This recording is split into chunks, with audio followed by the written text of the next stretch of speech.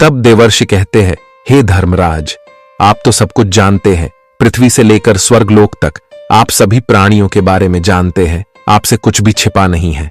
धर्मराज कहते हैं, नारद जी, किंतु मैं आपके मन की बात को नहीं जान सकता, वह तो केवल भगवान विष्णु ही जान सकते हैं। आपका मन तो अत्यंत चंचल है, आपके मन में क्या रहस्य होता है उसे जानने का दुस्साहस हमसे नहीं हो पाएगा। फिर भी कृपया आपके मन में जो भी बात है आप बेझिझक कह सकते हैं। फिर देवर्षि नारद कहते हैं, हे धर्मराज, मैं आपके पास कोई समाचार लेकर तो नहीं आया हूं, किंतु मेरे मन में कुछ प्रश्न है जो मैं आपसे पूछने के लिए ही आया हूं।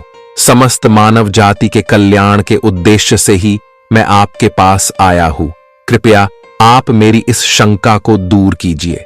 तब यमराज कहते हैं, हे देवर्षि, आपके मन में जो भी द्विधा हो, जो भी प्रश्न अथवा शंका हो, आप अवश्य पूछिए। मैं अपने सामर्थ्य के अनुसार आपके प्रश्नों का उत्तर देने का प्रयास अवश्य ही करूंगा। तब देवर्षि नारद कहते हैं, हे धर्मराज, मेरा प्रश्न अत्यंत सरल है। आप मृत्यु के देवता हैं, इसीलिए इस प्रश्न का उत्तर आपके अलावा भला दूसरा कौन दे पाएगा। हे धर्मराज, मेरा प्रश्न यह है कि जिस प्राणी की मृत्यु होती है वह अपने साथ कौन कौन सी चीजें ले जाता है, और मृत्यु के बाद उस प्राणी की कौन सी वस्तुओं का प्रयोग दूसरे मनुष्यों को नहीं करना चाहिए। इस पर यमराज कहते हैं, हे देवर्षि, आपने उचित ही प्रश्न किया है। मानव जाति के कल्याण के लिए आपने जो प्रश्न पूछे हैं उसके उत्तर मैं आपको अवश्य बताऊंगा, किंतु इन प्रश्नों के उत्तर जानने के लिए मैं आपको एक अत्यंत ही पवित्र कथा सुनाता हूं। इस कथा को सुनने पर आपको सभी प्रश्नों के उत्तर मिल जाएंगे। इस कथा को आप ध्यान से अवश्य सुने। इस कथा को जो भी मनुष्य ध्यान से सुनता है उसके मैं 32 अपराध क्षमा करता हूं। फिर देवर्षि कहते हैं, हे धर्मराज, ठीक है, मैं उस कथा को पूरे ध्यान से अवश्य सुनूंगा, आप मुझे वह पवित्र कथा सुनाइए। फिर यमराज देवर्षि नारद को वह महान कथा सुनाते हैं। एक समय की बात है, मध्य देश में देवशर्मा नाम का एक गरीब ब्राह्मण रहता था। वह अत्यंत गुणवान तथा शास्त्रों में पारंगत था। उसने वेद और शास्त्रों का बड़ी गहराई से अध्ययन किया हुआ था, किंतु वह अपने ज्ञान का कभी दुरुपयोग नहीं करता था। उसने कभी अपने ज्ञान का उपयोग धन कमाने के लिए नहीं किया। अत्यंत गरीब होकर भी वह भिक्षा मांगकर ही अपना गुजारा चलाता था। फिर एक दिन वह ब्राह्मण जंगल से गुजर रहा था और चलते चलते वह एक अत्यंत प्राचीन वृक्ष के पास पहुंच जाता है। वह देखता है कि उस वृक्ष पर 3 पिशाच खड़े हुए हैं। वे तीनों उस जंगल से गुजरने वाले मनुष्यों का भक्षण करते थे। कोई भी मनुष्य उस मार्ग से जाता है तो वे उसे पकड़कर खा लिया करते थे।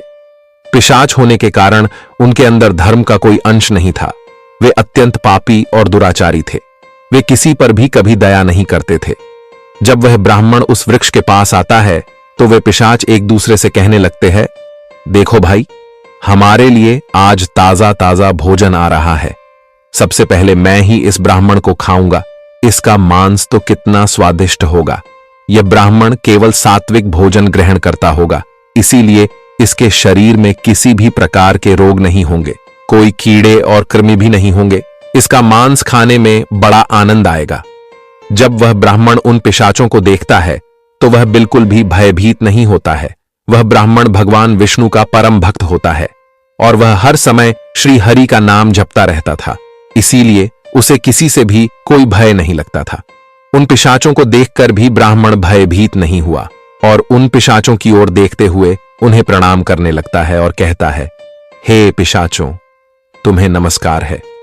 उस ब्राह्मण का ऐसा विचित्र व्यवहार देखकर पिशाच हैरान हो जाते हैं और उस ब्राह्मण से कहने लगते हैं, हे महात्मा, आप कौन हैं और इस वन में अकेले क्यों भटक रहे हैं?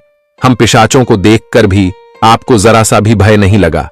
बड़े बड़े शूरवीर योद्धा भी हम पिशाचों को देखकर थर थर कांपने लगते हैं, हमें देखकर डरकर भागने लगते हैं, किंतु तुम्हारे मन में किसी भी प्रकार का भय दिखाई नहीं पड़ रहा है। आपके सानिध्य में आने पर हमारी भूख भी समाप्त हो चुकी है। हम तो आपको भोजन समझकर प्रसन्न हो रहे थे और आपको खाने वाले थे। फिर वह ब्राह्मण कहता है, हे पिशाच, मुझे आपसे बिल्कुल भी भय नहीं लग रहा है, क्योंकि मैं जानता हूं कि भगवान हमेशा मेरे साथ है और उनकी इच्छा के बिना तो पेड़ का पत्ता तक नहीं हिलता। यदि मेरी मृत्यु आप पिशाचों के द्वारा ही होनी है तो मुझे यह भी स्वीकार है। प्रभु ने मेरे